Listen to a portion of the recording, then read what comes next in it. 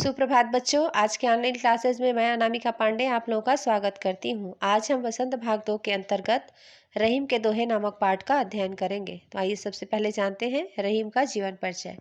रहीम का पूरा नाम अब्दुल रहीम खान खाना था। इनका जन्म 17 दिसंबर 1556 को लाहौर में हुआ।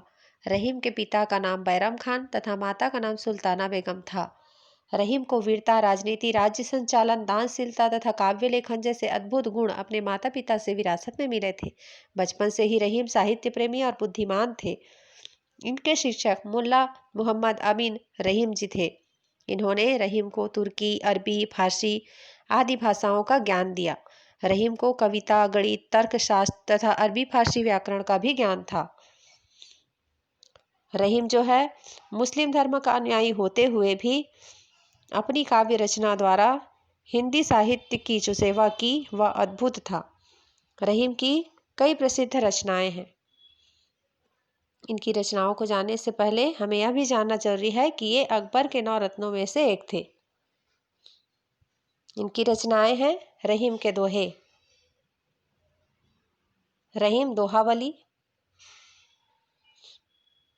आईने अकबरी। आईने अकबरी में इन्होंने खान खाना व रहीम नाम से कविता की है। रहीम ग्रंथावली, तुजुके बाबरी। रहीम ने तुर्की भाषा में लिखी बाबर की आत्मकथा तुजुके बाबरी का फारसी में अनुवाद किया। रहीम का व्यक्तित्व बहुत ही प्रभावशाली था। वे मुसलमान होते हुए भी कृष्ण भक्त थे। इनकी कविताओं, छंदों, दोहों में पूर्वी अवधी ब्रज भाषा तथा खड़ी बोली का प्रयोग दिखाई पड़ता है। आइए जानते हैं काव्यांश परिचय, काव्य का सारांश। इस काव्य खंड में रहीमदास जी के नीतिपरक दोहों को संकलित किया गया है। पहले दोहे में रहीमदास ने सच्चे मित्र के विषय में बताया है कि विपत्ति आने पर भी वह साथ नहीं छोड़ता है। दूसरे दोहे में मछली का जल के प्रति प्रेम को बताया है। मछली कभी भी पानी का साथ नहीं छोड़ती है, परंतु पानी उनका साथ छोड़कर आगे बढ़ जाता है। तीसरे दोहे में रहीमदास जी का कहना है कि प्रकृति सदैव परोपकार करती है। उसी प्रकार सज्जन मनुष्य अपनी संपत्ति का संचय परोपकार के लिए करते हैं। चौथे दोहे में रहीम जी ने बताया है कि निर्धन लोग कुआर के बादलों के समान अपने पिछले सुख के दिनों की बात करते रहते हैं। पांचवें दोहे में रहीम दास जी ने कहा है कि जिस प्रकार से धरती प्रत्येक मौसम को सहन करती है, उसी प्रकार मनुष्य को भी जीवन में हर परिस्थिति का सामना करना चाहिए। आइए जानते हैं रहीम के दोहे। पहला दोहा है, कही रहीम संपत्ति सगे, बनत बहुत बहुरीत, विपति कसौटी जे कसे, तेई सांचे मीत। कठिन शब्दों को जान लेते हैं। संपत्ति अर्थात धन दौलत, बहु अर्थात बहुत, रीत अर्थात तरीका ढंग, विपत्ति अर्थात मुसीबत, मित अर्थात मित्र।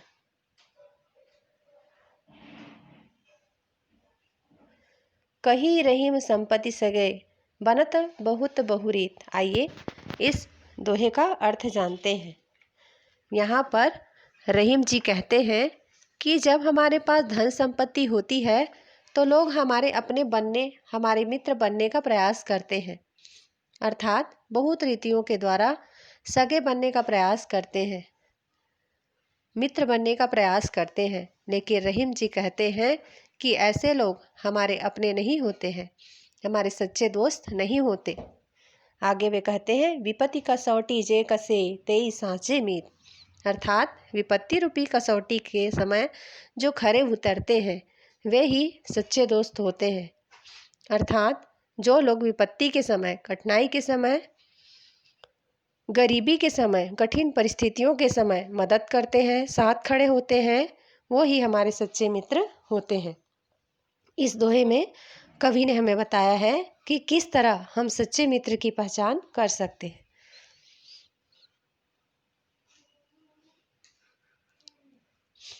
दूसरा दोहा है, जाल परे जल जात बही तजी मीनन को मोह, रही मन मछरी नीर को तौ न छाड़ती छूं। शब्दार्थ जानते हैं। परे अर्थात पढ़ने, जात बही अर्थात बह जाता है, तजी अर्थात छोड़कर, मीनन अर्थात मछलियां,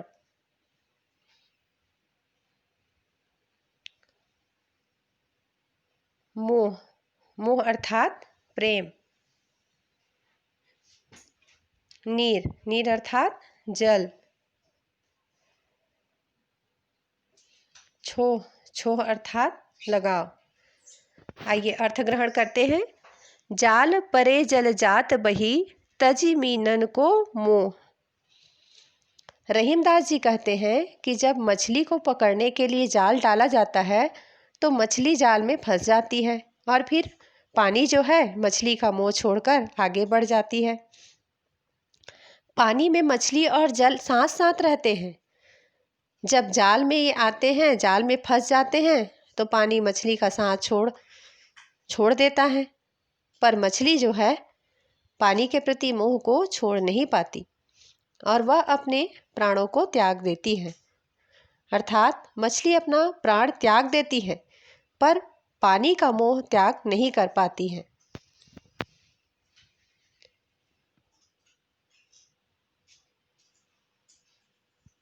अगला दोहा देखेंगे। दोहा नंबर 3। तरुअर फल नहीं खात है, सरवर पियत न पान, कही रहीम पर काज हित, संपत्ति सचहि सुजान।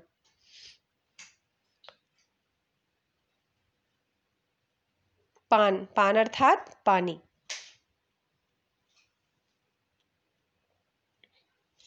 पर काज अर्थात परोपकार, हित हित अर्थात भलाई, सचहि इकट्ठा करना, संचय करना, सुजान सुजान अर्थात अच्छे लोग। आइए अर्थ जानते हैं। कवि इस काव्यांश में कहते हैं कि पेड़ कभी भी अपने फलों को नहीं खाते। तरुअर फल नहीं खात है, पेड़ जो है कभी भी अपने फलों को नहीं खाते। सरवर पियत न पान, और नदियाँ अपने में बहने वाले जल को कभी भी नहीं पीती, जबकि ये उनकी खुद की संपत्ति होती है। ऐसे ही कही रहीम पर काज हित, संपत्ति सचहि सुजान। ऐसे ही जो सज्जन मनुष्य होते हैं वे अपनी संपत्ति का संचय करते हैं, पर वे संपत्ति का संचय पर काज दूसरों के भलाई के लिए करते हैं। दूसरों के भलाई के लिए संपत्ति का संचय करते हैं। उनका धन परोपकार के लिए होता है। इस दोहे में कवि ने परोपकार के गुणों को प्रकट किया है। आगे, थोथे बादर कुंवर के, जो रहीम घहरात, धनी पुरुष निर्धन भय, करे पाछली बात। कठिन शब्द देख लेते हैं।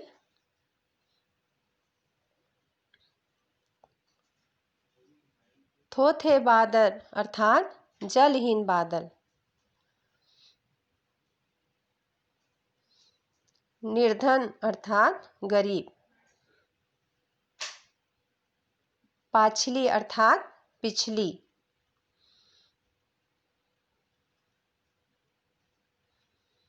आइए अर्थ जानते हैं। कवि कहते हैं, थोथे बादर कुंवर के, जो रहीम घहरात। कुंवर अर्थात आश्विन के महीने में आने वाले जो बादल होते हैं वे सिर्फ गरजते हैं, बरसते नहीं, यानी वे खोखले होते हैं। उसी प्रकार जो धनी पुरुष होते हैं पर किसी कारणवश वे निर्धन हो जाते हैं तो वे क्या करते हैं? वे अपने ऐश्वर्य के समय की बात, घमंड से भरी हुई बात करते रहते हैं। अपनी वर्तमान स्थिति को सुधारने का प्रयास नहीं करते। तो यहाँ पर रहीमदास जी कहते हैं कि जो धनी पुरुष होते हैं जब वे निर्धन हो जाते हैं तो वे किस प्रकार का व्यवहार करते हैं। किस प्रकार का? जिस प्रकार आश्विन महीने में आने वाले बादल का व्यवहार जो है वो होता है। कैसा होता है कि वे सिर्फ गरजते हैं, बरसते नहीं हैं। ठीक इसी प्रकार धनी पुरुष जब निर्धन हो जाते हैं तो वे अपने पुराने समय की ऐश्वर्य की बात करते रहते हैं और अपने वर्तमान स्थिति को सुधारने का प्रयास नहीं करते, व्यर्थ की बातों को याद करते रहते हैं।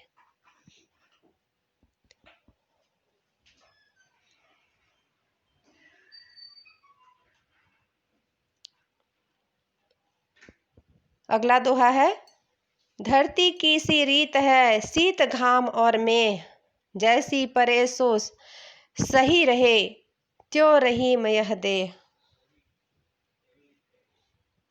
आइए कठिन शब्दों को जानते हैं। शीत अर्थात जाड़ा, घाम अर्थात धूप, मेह अर्थात बरसात,